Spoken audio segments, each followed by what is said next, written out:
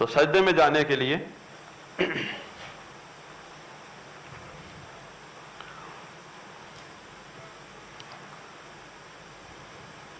میں اب رکوع سے کھڑا ہوں، رکوع کے بعد سجدے میں جانے، اللہ اکبر،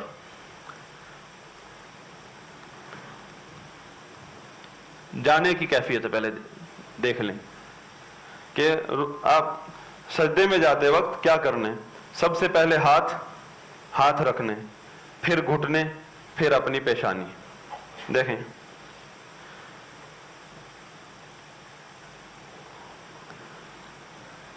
دوبارہ، اب میں یہاں بھی ایک پھر مسئلہ آ گیا یہاں کہ اہل علم کی ایک جماعت جو ہے ہاتھ کی بجائے گھٹنے رکھنے کی قائل ہے۔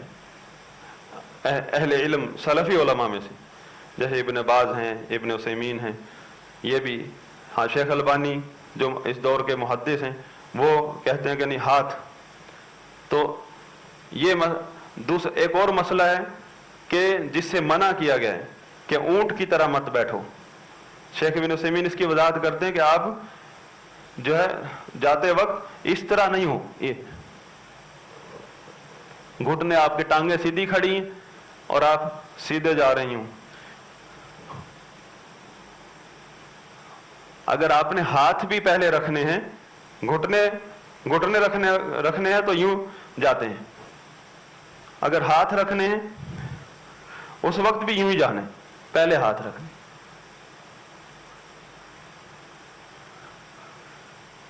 تو اب سجدے میں جا رہے ہیں، اللہ اکبر،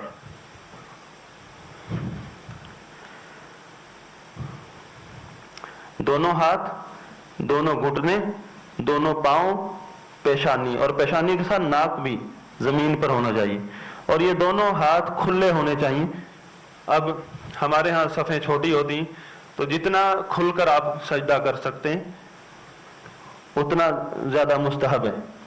دونوں ہاتھوں کے درمیان آپ کا چہرہ ہونا چاہیے، دونوں ہاتھوں کی انگلیاں قبلہ رخ، اور پاؤں کی دو انگلیاں بھی موڑ کر قبلہ رخ، اور پاؤں کی ایڑیاں، پاؤں ملے ہونا یہ مستحب ہے۔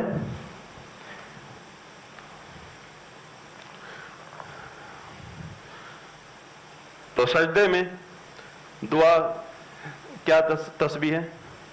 سبحان ربی الاعلی ایک مرتبہ پڑھنا یہ واجب ہے، باقی جتنی مرضی پڑھیں۔ اور سجدے سے جب آپ سجدے میں اٹھیں گے تو بیٹھنے کا طریقہ اللہ اکبر، اس طرح، یہ بایاں پاؤں الٹا پاؤں بچھا کر اس کے اوپر بیٹھیں گے، دائیں پاؤں کو آپ سیدھا کھڑا کریں گے اور اس کی انگلیاں بھی قبلہ رخ ہوں گی۔ یہ ساری چیزیں جو ہیں مستحبات میں سے ہیں، اگر جتنی آپ کر سکتے ہیں کریں۔ اگر کئی لوگوں کے پاؤں انگلیاں مڑتی نہیں ہیں تو پھر رکن میں اللہ تعالیٰ نرمی کر دیتا ہے کہ آپ کھڑے نہیں ہو سکتے، بیٹھ کے پڑھو، تو یہ تو رکن نہ واجبات ہیں، ایک مستحبات ہیں، جس قدر آپ ان میں محنت کریں گے آپ کا اجر بڑھے گا۔ تو دو سجدوں کے درمیان آپ بیٹھ گئے تو یہاں کیا پڑھنا ہے؟ اللہم اغفر لی، یہ ایک دفعہ واجب ہے۔ اب امام کے پیچھے تو کافی دیر بیٹھنا پڑتا ہے تو آپ پڑھتے رہیں، اور اس میں اس کی بیٹھنے کی کیفیت بھی اسی طرح جس طرح اتحیات میں بیٹھتے ہیں، جس طرح تشہد کے لیے، اور اس میں بھی بایاں ہاتھ آپ یہاں بائیں ران پر رکھیں یا گھٹنے کو پکڑ لیں، اس سے دونوں طریقے ہیں۔ حدیث ہے اس میں مسند احمد کی کہ اس میں بھی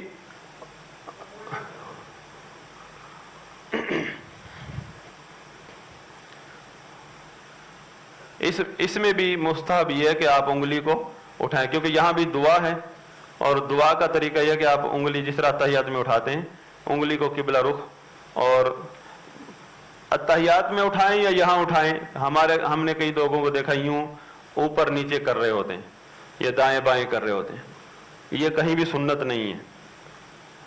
انگلی کو ہلانا دعا کے وقت مستحب ہے، اور وہ ہلانا اس طرح ہے، گرانا نہیں ہے نیچے، اوپر نیچے نہیں کرنا، ہلانا ہے، ہلانا. اور اس کی فضیلت بتائی نبی صلی اللہ علیہ وسلم نے کہ جب اس انگلی کا اشارے کی، یہ جو ہم نے یوں اٹھایا ہوا یہ اشارہ ہے کہ شیطان کو یہ تیر کی طرح چبھتا ہے. یہ اشارہ، یہ جو انگلی ہم نے یوں اٹھائی ہوئی ہے نا، یہ ایک اشارہ ہے. اور ہلانا یہ اشارہ نہیں، یہ حرکت ہے، اس کو ہلانا کہتے ہیں. جب آپ نے اٹھا کر رکھیں گے تو یہ شیطان کو تیر کی طرح چبھتی ہے. تو پھر دوسرا سجدہ کریں گے، دوسرا سجدہ ہو گیا، اور اس کے بعد پھر اللہ اکبر کہہ کے ہم نے دوسری رکعت میں جانا ہے نا.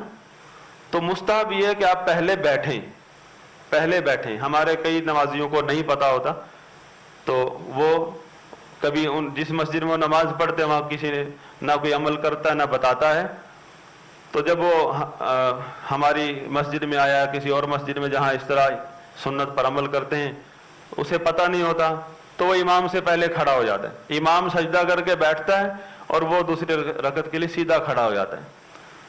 تو آپ ایسے بھائیوں کے لیے گزارش ہے کہ آپ اس پر عمل کریں یا نہ کریں، یہ مستحب ہے. آپ سیدھے بھی کھڑے ہو سکتے ہیں، جس طرح آپ پہلے کر رہے ہیں کھڑے ہو سکتے ہیں. اگر نہیں بیٹھے تو کوئی نماز پر کوئی حرج نہیں، لیکن جب آپ امام کے پیچھے ہوں تو پھر لحاظ کریں امام کا. امام اگر بیٹھتا ہے تو آپ امام سے پہلے اگر کھڑے ہوں گے تو آپ کا نقصان ہے، آپ کو گناہ ملے گا. تو آپ قطعاً امام سے پہلے نہ کھڑے ہوں، آپ بیٹھ جائیں. اس کو کہتے ہیں جلسہ استراحت. جلسہ کہتے ہیں بیٹھنے کو، استراحت تھوڑا سا ریسٹ، آرام کرنا. پھر یوں بیٹھ کر پھر کھڑے ہونا. اور کھڑے ہوتے وقت بعض روایات میں صرف اجمالی طور پر کہ 2 ہاتھ کی ٹیک پر آپ صلی اللہ علیہ وسلم کھڑے ہوتے تھے، اور بعض وضاحت ہے اس میں کیفیت کہ آپ جس طرح عورت آٹا گوندتے وقت مٹھیاں بناتی ہے، اس طرح مٹھیاں بنا کر آپ صلی اللہ علیہ وسلم ٹیک لگا کر کھڑے ہوتے تھے. یوں سیدھے دوسری رکعت میں کھڑے ہو گئے ہم.